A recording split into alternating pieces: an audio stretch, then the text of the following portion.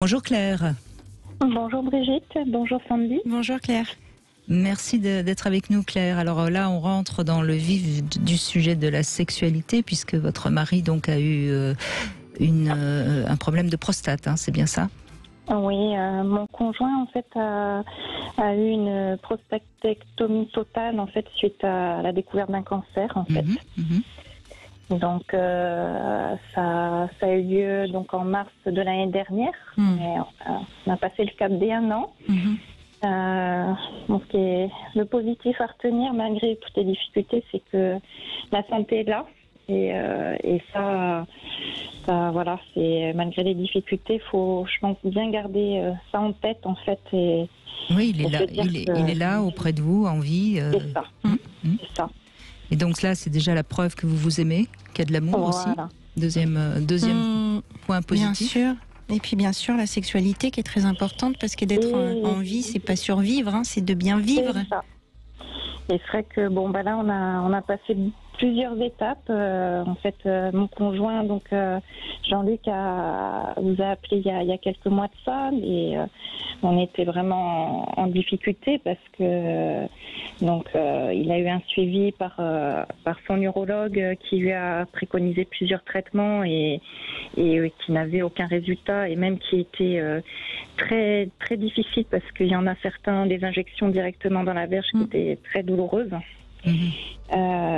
Et donc en plus on avait eu on a réussi à avoir quelques rapports par ce biais-là, mais pour lui après la douleur était tellement importante que le peu de plaisir qu'on avait pu en avoir, c'est pas possible quand la douleur est là. On peut pas avoir envie, c'est évident. Donc vous en êtes où là maintenant? Eh bien, écoutez, en fait, il a été voir son neurologue pour suivi de son cancer, et donc on lui a parlé que c'était vraiment pas possible, les traitements qu'il avait donnés, même en diminuant les doses, les douleurs étaient toujours importantes, et donc on parvenait pas à avoir de relation par pénétration. Et donc on lui a aussi, suite à vos conseils, en fait, on a fait la recherche d'un autre spécialiste, d'un andrologue, et donc en fait on a un rendez-vous, mais qu'à partir de septembre, parce que cette personne est bien demandée, voilà. Mais on a un rendez-vous qu'on maintient pour le moment, et en fait du coup ça a fait réagir un petit peu l'urologue à proposer un traitement différent, donc qui serait un traitement mécanique. Donc un implant, c'est ça? Alors non, un appareillage. Alors, je sais pas le nom exact de ce que c'est en fait. Une sorte de vacuum ou une pompe, c'est ça? Une pompe, voilà, c'est ça. Vous allez travailler en fait pas à pas avec l'andrologue. Ce qui est intéressant surtout dans ce que vous allez partager, c'est de ne plus avoir de douleur lors ou après les rapports.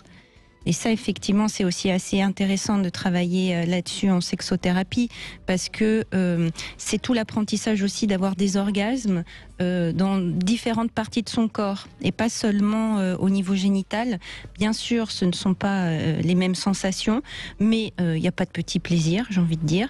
Et ça vous permettrait effectivement de continuer à avoir ce lien intime, érotique, tout en ayant à bras le corps cette histoire de douleur.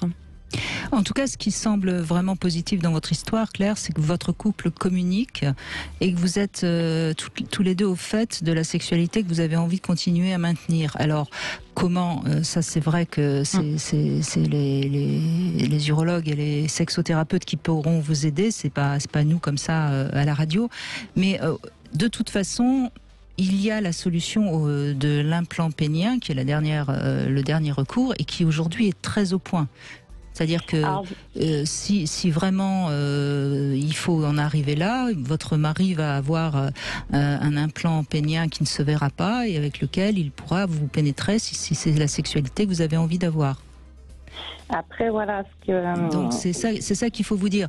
Je ne sais pas quel sera encore le cheminement qui vous attend, mais vous savez qu'à l'arrivée, si vous en avez vraiment envie, il y a des solutions.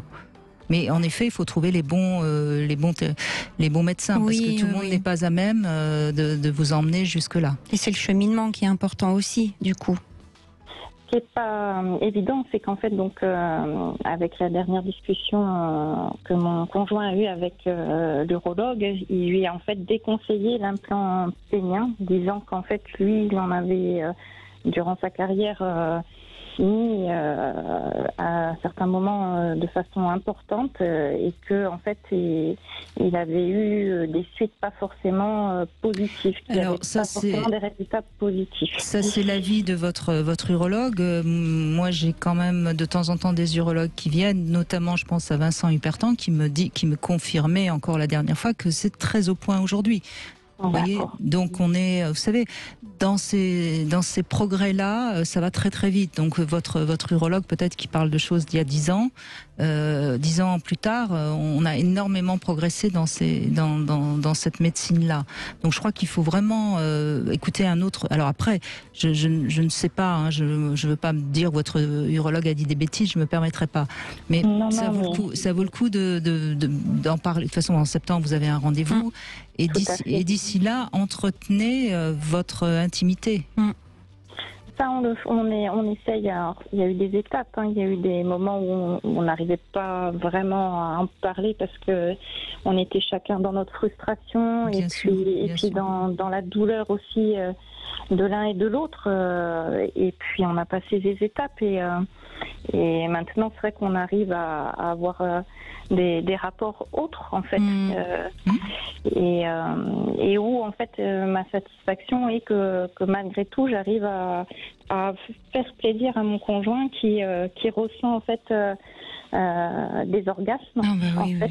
Oui. Malgré tout, alors après c'est assez perturbant pour lui parce que ça passe malgré tout par des décharges, des douleurs en fait, au niveau des bourses, au niveau qui remonte en fait par l'arrière comme il m'a expliqué. Mais malgré tout, comme il dit, il est étonné lui-même d'arriver à avoir des orgasmes en fait. Oui, bien sûr. Et puis, plus on s'amuse à cette sexualité-là joyeuse et rigolote, et plus on expérimente des sensations orgasmiques dans différentes parties du corps. Peut-être que vous pouvez l'aider aussi à plus se relâcher. Moi, je crois qu'il y a quelque chose comme ça qui reste encore un peu coincé, et c'est pour ça qu'il y a de la douleur. Et je pense qu'il a besoin d'apprendre à se relâcher. Oui. Et ça me semble la piste intéressante dans ce que vous dites. Et puis vous aussi, j'espère que vous avez du plaisir, à part celui de lui en donner. Et après, moi, c'est dans mon histoire aussi que j'ai pas eu l'impression, en fait, dans ma vie sexuelle, de vraiment avoir vécu d'orgasme. J'ai eu des plaisirs, mais vraiment un lâcher-prise complet pour avoir l'orgasme. C'est vrai que je l'ai pas connu même avant nos problèmes, en fait. Même pas clitoridien ?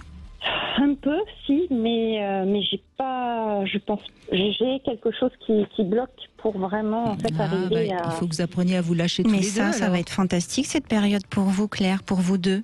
Parce que vous allez vous dégager en fait de tous ces croyances et ces limites que vous vous êtes mis l'un et l'autre sur le bâton de joie et la grotte humide et chaude. Et puis, du coup, vous allez expérimenter en fait tout un tas de plaisirs.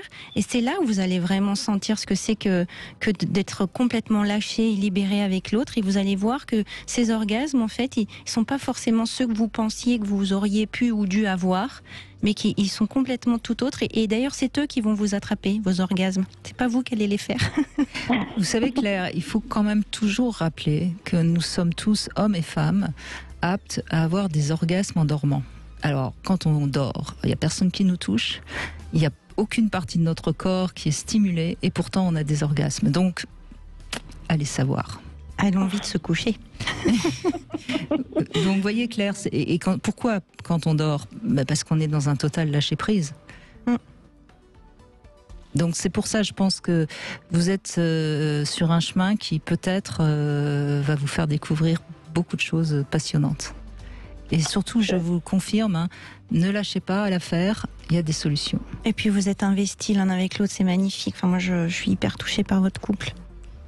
Je crois que voilà, pour tout ce qui est histoire de couple, en fait, on a des épreuves à vivre et il faut faut partager les difficultés et passer l'obstacle ensemble pour aller plus loin. Mais vous savez, Claire, les épreuves nous font grandir ou nous aigrissent. Et quand on a la chance de la partager à deux avec beaucoup d'amour, elle ne peut que nous faire grandir l'épreuve. Tout à fait. Merci beaucoup, Claire, de votre témoignage. Merci Claire. Merci de votre écoute et de vos conseils. Et merci encore. Je vous en prie.